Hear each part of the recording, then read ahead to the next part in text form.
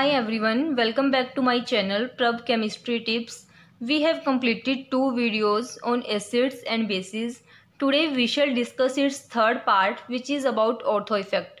Ortho effect हमें सिर्फ benzoic acid and aniline में देखने को मिलता है और इस इफेक्ट का पता होना आपको बहुत ज़रूरी है बिकॉज इसके बिना आई एम डैम श्योर आप गलत क्वेश्चन अटेम्प्ट करके आएंगे. देन आइए पढ़ते हैं ऑर्थो इफेक्ट क्या होता है, क्यों होता है और एसिडिटी और बेसिसिटी पर इसका क्या इफेक्ट डलता है. सो ऑर्थो इफेक्ट ये स्पेसिफिक होता है only benzoic acid and aniline के लिए. सिर्फ इन दोनों में ही आपको ये देखने को मिलेगा. तो फर्स्ट ऑफ ऑल इसे एग्जाम्पल की हेल्प से देखते हैं. तो देखिए ये हमारे पास एक बेंजोइक एसिड है और एक ऑर्थो सब्स्टिट्यूटेड बेंजोइक एसिड है जहाँ पर ऑर्थो पोजीशन पर CH3 ग्रुप लगा हुआ है. तो वैसे तो अगर अकॉर्डिंग टू रूल्स देखें तो जो इलेक्ट्रॉन डोनेटिंग ग्रुप होता है वो क्या करता है, एसिडिटी को डिक्रीज करता है बिकॉज वो इलेक्ट्रॉन डेंसिटी को इंक्रीज करता है यहाँ पर कार्बन पर, फर्दर हाइड्रोजन पर. देन हाइड्रोजन का रिमूव होना मुश्किल हो जाता है. But according to ortho effect ortho substituted benzoic acid की एसिडिक स्ट्रेंथ ज़्यादा होगी. तो यही ऑर्थो इफेक्ट है. तो इसमें देखिए ortho substituted benzoic acid is more acidic then normal benzoic acid. कि कोई भी अगर ऑर्थो सब्स्टिट्यूटेड बेंजोइक एसिड होगा वो हमेशा ज़्यादा एसिडिक होगा नॉर्मल बेंजोइक एसिड से. अब चाहे यहाँ पर कोई इलेक्ट्रॉन विदड्रॉइंग ग्रुप लगा हो चाहे इलेक्ट्रॉन डोनेटिंग ग्रुप लगा हो, इससे उसको कोई इफेक्ट नहीं, बट ऑर्थो वाले की एसिडिक स्ट्रेंथ हमेशा ज़्यादा होगी. तो इसका रीज़न क्या है कि इसकी एसिडिक स्ट्रेंथ ज़्यादा क्यों होगी जबकि यहाँ पर तो हमारे पास इलेक्ट्रॉन डोनेटिंग होने की वजह से इसकी ज़्यादा होनी चाहिए. तो रीज़न देखते हैं. आइए इसका रीज़न देखते हैं. तो देखो ये बेंजोइक एसिड है हमारे पास. जो एसिड होता है वो क्या होता है, प्रोटॉन को डोनेट करता है. तो जब ये प्रोटॉन को डोनेट करेगा देन इस ऑक्सीजन के ऊपर नेगेटिव चार्ज आएगा due to loss of proton. तो अब देखिए जो हमारे पास इसकी हाइब्रिडाइजेशन है वो भी sp2 है और कार्बन की भी यहाँ पर हाइब्रिडाइजेशन sp2 है.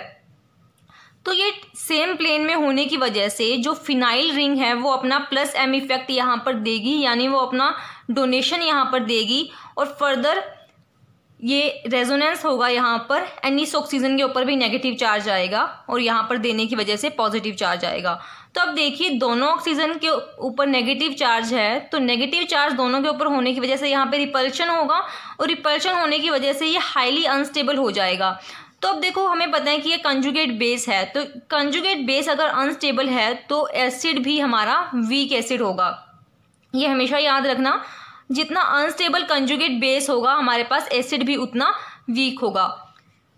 तो नेक्स्ट देखिए अगर हम इसके ऑर्थो में कोई ग्रुप लगा देते हैं तो ऑर्थो में ग्रुप लगाने से क्या होता है, यहाँ पे स्टेरिक हिंड्रेंस होती है, यानी भीड़ भाड़ होने की वजह से जो ये हमारा ये कार्बोक्सिलिक ग्रुप है ये अपना रोटेशन देता है. ये इस तरह से रोटेट हो जाएगा.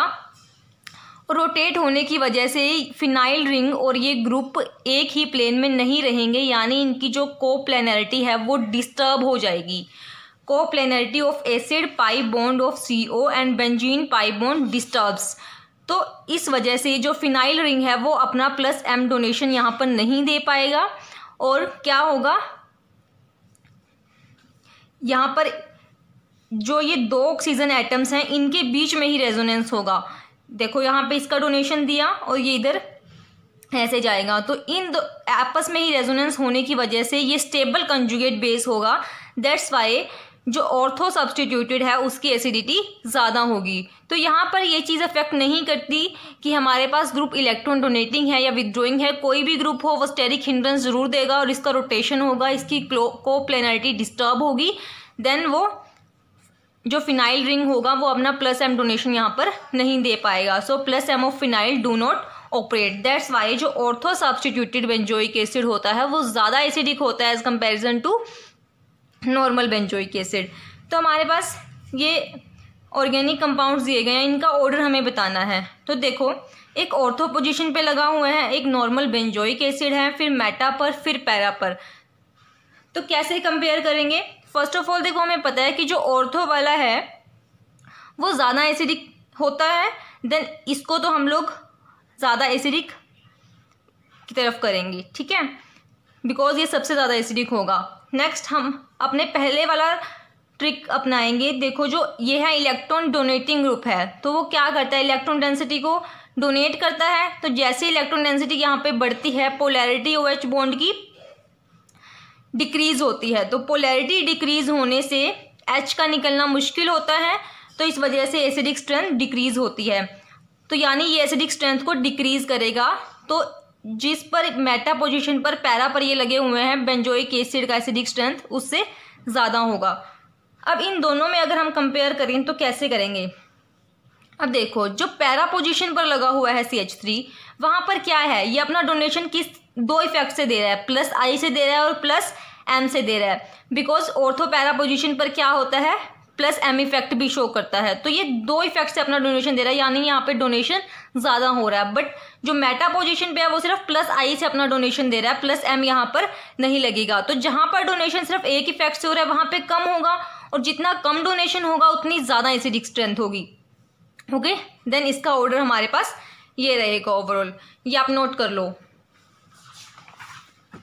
तो इसके पॉइंट्स भी लिखे हैं, मैं हमेशा ये लिख देती हूँ ताकि आपको अगर सुनने से भी समझ ना आए तो ये रीड करने से इजीली आपको रिमाइंड रहे सभी रीजंस। देखो electron donating group decrease acidity due to ortho effect, A का सबसे हायर था। At para position both +I and +M effect operates. तो नेक्स्ट ऑर्डर देखिए, अब हमारे पास यहाँ पर कोई डिफरेंस नहीं है, बस डिफरेंस क्या है, पहले लगा हुआ था इलेक्ट्रॉन डोनेटिंग ग्रुप और अब लगा हुआ है इलेक्ट्रॉन विदड्रॉइंग ग्रुप, यानी NO2 इलेक्ट्रॉन विदड्रॉइंग ग्रुप है। तो अब देखिए क्या ऑर्डर रहेगा। तो देखो जो ऑर्थो वाला है उसका तो इलेक्ट्रॉन डोनेटिंग विदड्रॉइंग पर कोई इफेक्ट नहीं डलता, तो ऑर्थो वाला तो हम फर्स्ट पोजीशन पर ही लिखेंगे हमेशा in the case of benzoic acid. अब आगे देखिए, जो इलेक्ट्रॉन विदड्रॉइंग ग्रुप है वो एसिडिटी को इंक्रीज करता है। देन जिसके पास इलेक्ट्रॉन विदड्रॉइंग ग्रुप है उसकी एसिडिटी ज़्यादा होगी एज कम्पेयर टू जिसके पास नहीं है। तो ये वाला कहाँ पे आएगा, सबसे लास्ट में। तो अब हमें देखना है सिर्फ मेटा और पैरा वाले का कंपैरिजन। तो देखो स्टूडेंट्स, उसमें क्या था, +I और +M इफेक्ट था। अब इसमें क्या है, -I और -M इफेक्ट है। तो ये अपना विदड्रॉल करेगा, इलेक्ट्रॉन्स को अपनी तरफ खींचेगा दो इफेक्ट से, -I से और -M से या -R से। ठीक है, ये दो इफेक्ट से खींचेगा तो ज़्यादा खींच पाएगा और H का रिमूवल भी उतना ज़्यादा ईजी होगा, यानी कि एसिडिक स्ट्रेंथ ज़्यादा होगी। तो B आएगा सेकंड नंबर पे। और थर्ड वाले में ये सिर्फ एक ही इफेक्ट से अपना विदड्रॉ कर सकता है इलेक्ट्रॉन्स को, देन ये आएगा थर्ड नंबर पे। तो हमारा ऑर्डर ये रहेगा C, B, D and A। Points लिखे हैं, electron withdrawing group increase acidity, para position पे electron density on C decreases by both -I and -M effect. अब देखिए स्टूडेंट्स, ये दो हमें ऑर्गेनिक दिए हुए हैं कंपाउंड्स, तो इनमें क्या है, एक पे तो एक ऑर्थो ग्रुप लगा हुआ है, दूसरे पे दो ऑर्थो लगे हुए हैं। तो जिस पे दो ऑर्थो लगे हुए हैं उसकी एसिडिक स्ट्रेंथ ज़्यादा होगी, बिकॉज वो उतना ज़्यादा स्टेरिक हिंड्रेंस देगा, इसको रोटेट करने में उतना ईजी होगा एंड उतना ईजिली ये अपना एसिडिक इफेक्ट शो करेगा, उतना स्टेबल कंजुगेट बेस देगा। तो इसका एसिडिक स्ट्रेंथ ऐसे होगा। तो फ्रेंड्स, अब आई थिंक आपको पता चल ही गया होगा कि कैसे ऑर्थो इफेक्ट इतना इंपॉर्टेंट है। तो आइए करते हैं कुछ और एग्जाम्पल, बिकॉज जितने एग्जाम्पल हम ट्राई करेंगे टॉपिक उतना क्लियर होगा। तो देखिए, अब इसमें हमारे पास 3 हैं। एक में हमारे पास ऑर्थो पे फ्लोरीन लगा है, फिर ब्रोमीन, फिर क्लोरीन। तो अब सोचिए ज़रा कि इसका ऑर्डर क्या होगा। सोचिए, वीडियो पॉज करके सोचिए इसको। तो देखिए, अब क्या फैक्टर सबसे ज़्यादा इफेक्ट करता है, स्टेरिक हिंड्रेंस। तो स्टेरिक हिंड्रेंस किस चीज़ पर डिपेंड करेगी, यहाँ पे साइज पर कर सकती है, यस ज़रूर कर सकती है। तो साइज किसका बड़ा है, down the group size increase होता है, तो ब्रोमीन का साइज सबसे बड़ा है, फिर क्लोरीन का एंड सबसे छोटा फ्लोरीन का। तो जितना बड़ा साइज होगा उतना ज़्यादा स्टेरिक हिंड्रेंस देगा, और जितनी ज़्यादा स्टेरिक हिंड्रेंस देगा उतना स्टेबल कंजुगेट बेस होगा, बिकॉज उतना इजीली वो अपना रोटेशन देगा। देन तो यहाँ पर क्या ऑर्डर हमारे पास बनेगा, फर्स्ट ब्रोमीन वाला, देन क्लोरीन वाला एंड लास्ट में फ्लोरीन वाला। फ्लोरीन वाले का हम एक और केस देख सकते हैं। तो देखिए, यहाँ पे हाइड्रोजन बॉन्डिंग बनेगी। जो हाइड्रोजन है वो मोस्ट इलेक्ट्रोनेगेटिव एटम के साथ हाइड्रोजन बॉन्डिंग बनाएगा, जिसकी वजह से H का निकलना यहाँ से और भी मुश्किल होगा। तो इस वजह से ये लास्ट में आएगा और इसका एसिडिक स्ट्रेंथ सबसे कम होगा। तो यहाँ पर स्टूडेंट साइज का फैक्टर इफेक्ट करेगा। Size increases, ortho effect increases. Next अब देखिए यहाँ पर हमारे पास हेलोजन लगा है, ऑर्थो पर, मेटा पर, पैरा पर और एक बेंजोइक एसिड है। तो सबसे फर्स्ट हमें पता होना चाहिए कि जो हेलोजेंस होते हैं वो कौन कौन से इफेक्ट शो करते हैं। तो हेलोजेंस का क्या होता है, -I इफेक्ट होता है, ये ऑर्थो पैरा डायरेक्टिंग ग्रुप होता है, और बट इसका होता है +M इफेक्ट, ये -I और +M इफेक्ट देता है।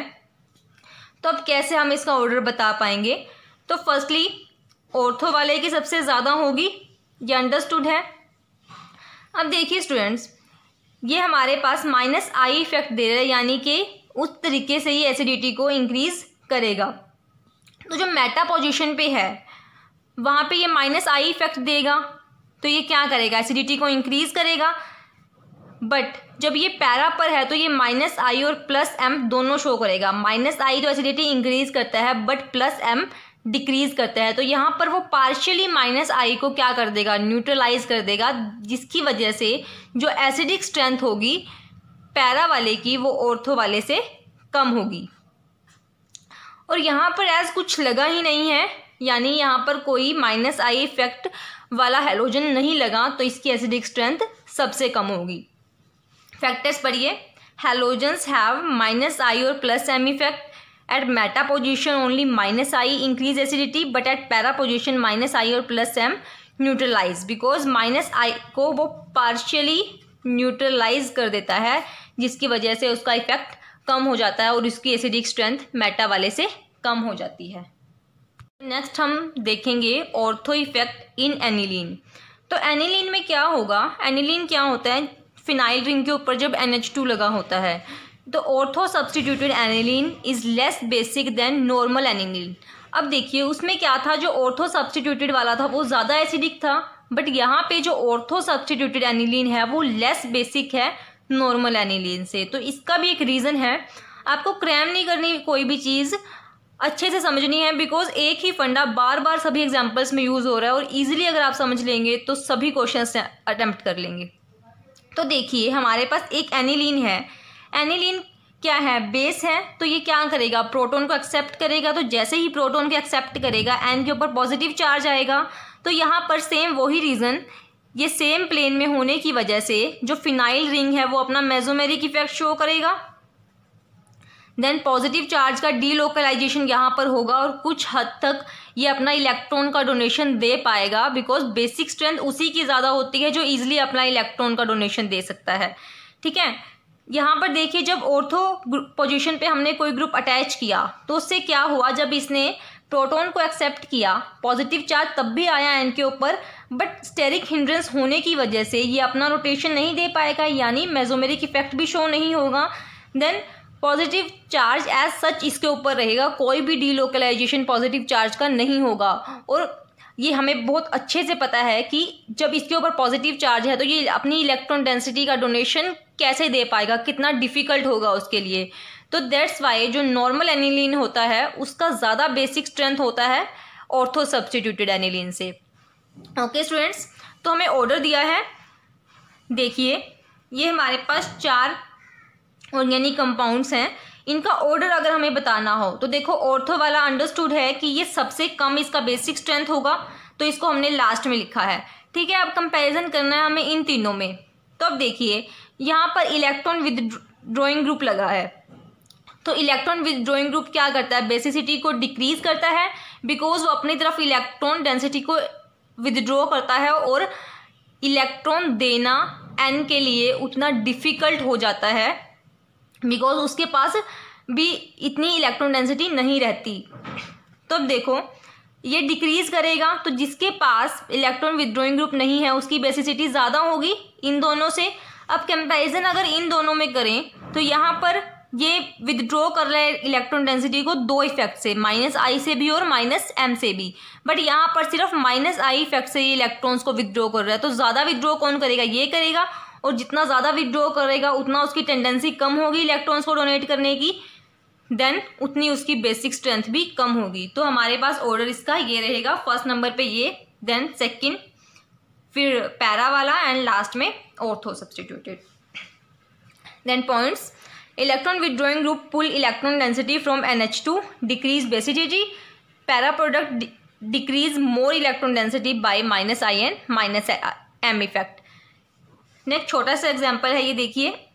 इसमें देखो दोनों में से हमें बेसिक स्ट्रेंथ बतानी है किसकी ज़्यादा है, तो इसकी ऑब्वियसली इसकी ज़्यादा होगी। तो अब तक तो आप बहुत मतलब देखते ही बता सकते हैं कि क्यों इसकी ज़्यादा होगी, बिकॉज यहाँ पे ऑक्सीजन लगा हुआ हमारे पास, ये इलेक्ट्रोनेगेटिव है तो ये इलेक्ट्रॉन डेंसिटी को इंक्रीज करेगा N से, देन इसका टेंडेंसी कम होगा इलेक्ट्रॉन्स को देने का, तो दैट्स वाई इसकी बेसिसिटी ज़्यादा होगी, बिकॉज यहाँ पे कोई हाइड्रो एटम नहीं लगा। नेक्स्ट एग्जाम्पल यहाँ पर देखिए स्टूडेंट्स, है फिर से एनिलीन है, बिकॉज हम एनिलीन की ही बात कर रहे हैं। तो अब हमारे पास हेलोजन लगा है, जैसे पहले भी हमने बेंजोइक एसिड के केस में भी डिस्कस किया। तो हेलोजन्स क्या होता है, ऑर्थो पैरा डायरेक्टिंग होता है, बट डीएक्टिवेटर्स होते हैं, -I और +M इफेक्ट शो करते हैं। तो अंडरस्टूड, ऑर्थो वाला हमने सबसे लास्ट पोजीशन पर लिखा। अब जो Cl है, अब जो बेसिसिटी, अब ये क्या है, -I इफेक्ट शो करता है, तो -I करेगा तो क्या करेगा, फिर से वो विदड्रॉ करेगा इलेक्ट्रॉन डेंसिटी को। तो इस वजह से जो एनिलीन है उसकी ज़्यादा होगी बेसिक स्ट्रेंथ इन दोनों से, बिकॉज इसमें इलेक्ट्रॉन विदड्रॉइंग ग्रुप्स लगे हैं। तो अब ऑर्डर फिर से हमें इन दोनों में देखना है। तो अब देखिए यहाँ पर ये -I और +M इफेक्ट शो कर रहा है, बट यहाँ पर सिर्फ -I शो कर रहा है। तो अब यहाँ पर -I कर रहा है, यानी विदड्रॉ करेगा इलेक्ट्रॉन -I से और +M से इलेक्ट्रॉन्स को देगा। तो दोनों यहाँ पे न्यूट्रलाइज हो रहे हैं, तो -I पार्शियली न्यूट्रलाइज हो जाता है यहाँ पे। दैट्स वाई जो इसकी बेसिक स्ट्रेंथ होती है वो इससे ज़्यादा होती है, बिकॉज ये ज़्यादा इलेक्ट्रॉन डोनेट विदड्रॉ कर रहा है NH2 से as comparison to this, because यहाँ पे +M इफेक्ट उसको न्यूट्रलाइज कर देता है। तो Cl pull electron density decrease basicity, para position पर जो -I होता है वो पार्शियली न्यूट्रलाइज हो जाता है +R से। नेक्स्ट वन, अब इसमें हमारे पास मिथाइल ग्रुप्स लगे हैं। अब इसमें देखिए क्या ऑर्डर रहेगा और कैसे रहेगा। जो ऑर्थो वाला है वो सबसे लास्ट में आएगा, बिकॉज ऑर्थो सब्स्टिट्यूटेड की सबसे कम बेसिसिटी होती है। देन ये क्या करता है, इलेक्ट्रॉन डोनेटिंग ग्रुप है, ये बेसिसिटी को इंक्रीज करता है। तो जिसके पास इलेक्ट्रॉन डोनेटिंग ग्रुप नहीं है, यानी कि एनिलीन के पास, उसकी बेसिक स्ट्रेंथ कम होगी, और जिसके पास है उन दोनों में कंपैरिजन करेंगे, जहाँ पर +I है, +M है, और यहाँ पर ओनली +I है। तो दो इफेक्ट से वो अपनी इलेक्ट्रॉन डेंसिटी का डोनेशन दे रहा है। देन पैरा वाले की सबसे ज़्यादा होगी बेसिक स्ट्रेंथ, फिर मेटा वाले की। ऐसे आप इनको रीड कर लेना या नोट कर लेना वीडियो पॉज करके। तो स्टूडेंट्स नेक्स्ट एग्जाम्पल देखिए, इसमें क्या है, हमारे पास दो कंपाउंड्स ऐसे हैं जिनमें ऑर्थो पर ग्रुप्स लगे हुए हैं और एक नॉर्मल एनिलीन है।